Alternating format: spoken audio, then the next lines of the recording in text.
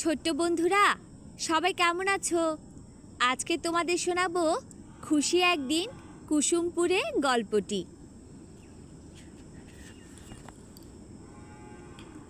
সুন্দর সকাল, পাখির কিচিরমিচির ডাকে খুশির ঘুম ভাঙে। আজ খুশির মনে অনেক আনন্দ। আজ সে মায়ের সাথে কুসুমপুর বেড়াতে যাবে।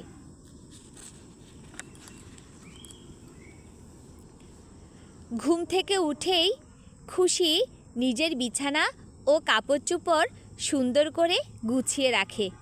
তাকে তাড়াতাড়ি তৈরি হতে হবে। খুশি দাঁত মেজে নেয়। প্রতিদিন সকালে ও রাতে খুশি দাঁত মাজে, তাই তার দাঁত খুব সুন্দর আর মজবুত।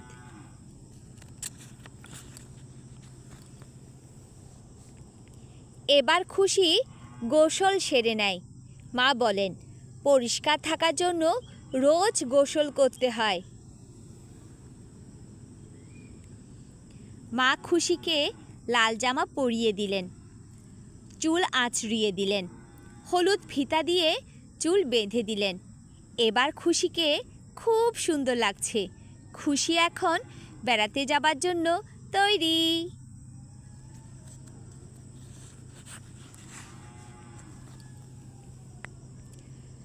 কুসুমপুর যাওয়ার পথে খুশি অনেক গাছপালা দেখলো সোনালি ধানক্ষেত, নীল আকাশ, প্রজাপতি আর ফড়িং।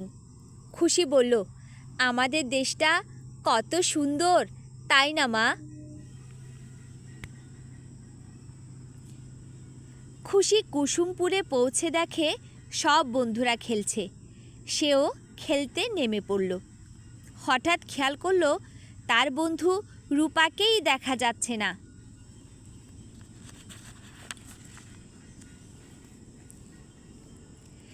জিজ্ঞেস করতেই অন্য বন্ধুরা বলল, রূপাদের বাড়িতে একটা বাঘ এসেছে। বাঘ মামার অনেক সর্দি হয়েছে।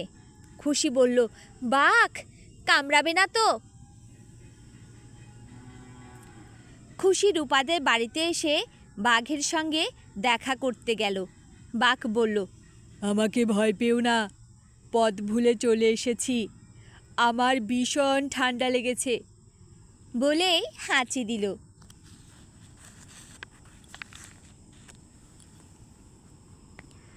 খুশি বাঘকে বলল, মন খারাপ করো না, তুমি ভালো হয়ে যাবে। তবে মনে রেখো, হাঁচি কাশি দেওয়ার সময় মুখে কাপড় দিতে হয় আর হাত ধুয়ে নিতে হয়, তাহলে রোগ জীবাণু ছড়ায় না।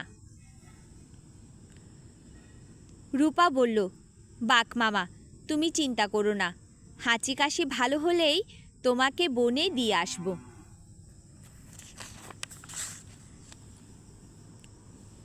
এদিকে রূপা আর খুশির মা মজার মজার খাবার রান্না করেছেন।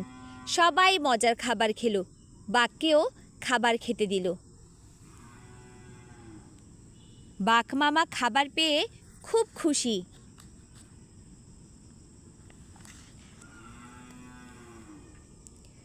খুশি বাড়ি ফিরে যাচ্ছে। আজকের দিনটি খুশির খুব আনন্দে কেটেছে।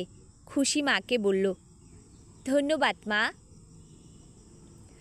ধন্যবাদ তোমাদেরকেও বন্ধুরা।